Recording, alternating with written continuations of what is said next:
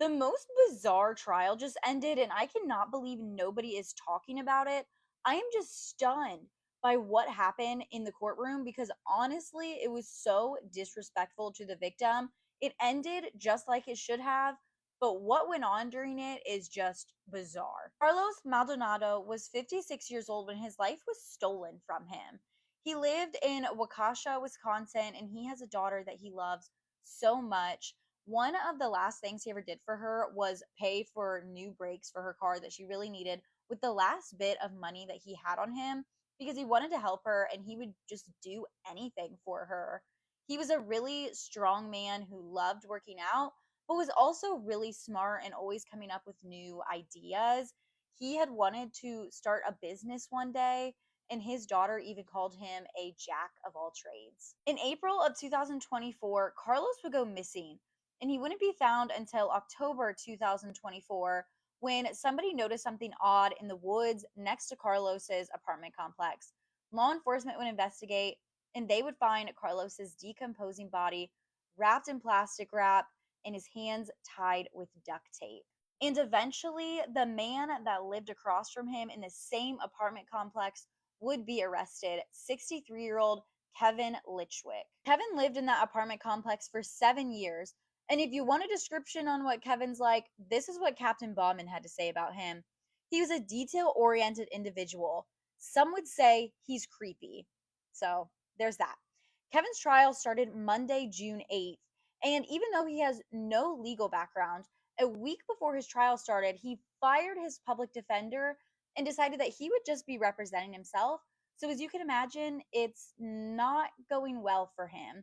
Day two of his trial, he wouldn't even speak or open his eyes, which was honestly probably the best day because the rest of the trial, he would not stop running his mouth. He's caused issue after issue after issue in the courtroom, and he has objected to basically everything. And he's turned his objections into testimony, even though he's decided not to testify on his own behalf anyway. But when they were trying to enter exhibits in and they would ask him if he objected to anything, every single time he would say, I strenuously object to all of this. And when a crime lab DNA analysis was up testifying, he would say, I object. This is outrageous. I never saw this weapon. Things got so out of control and he was objecting so improperly so often. The judge literally said, I'm going to throw you out if you don't stop. The judge also told him at one point, I'm not going to let you editorialize this trial. The prosecution has loads of evidence against him, so maybe that's why Kevin is acting all upset about everything because there's really no arguing the stuff that they have found.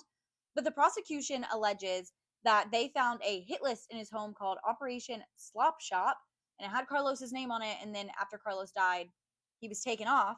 They found a shovel with black duct tape covering it. They found a bag in his car with the ammunition that was used to kill Carlos, as well as they have the weapon with Carlos's DNA and Kevin's DNA on it. And another tenant had a trail cam that showed Kevin going into the woods that Carlos was found in. Kevin's argument was that another neighbor must have done it because he barely knew Carlos and that the video and audio evidence was all altered and that the neighbor must have just planted evidence to make it seem like Kevin did it. He did not testify in his own defense other than the objections he gave, and he didn't call any witnesses. The jury didn't fall for any of his little games, though, and on Thursday, June 11th, they were handed over the case after closing arguments at 2:01 p.m., and they came back with a guilty verdict at 2:47 p.m. And Kevin's only response was, I don't know what to say at this point, which thank God, we're tired of hearing from you.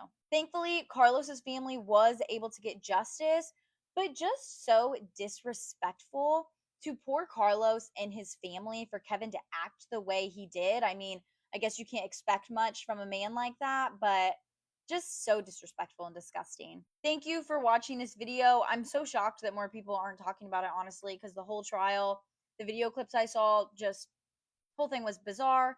But be sure to follow for more true crime. And if you have any case recommendations, feel free to comment, directly message me, or go to the suggested case in my link tree in my bio and meet Miggy over here.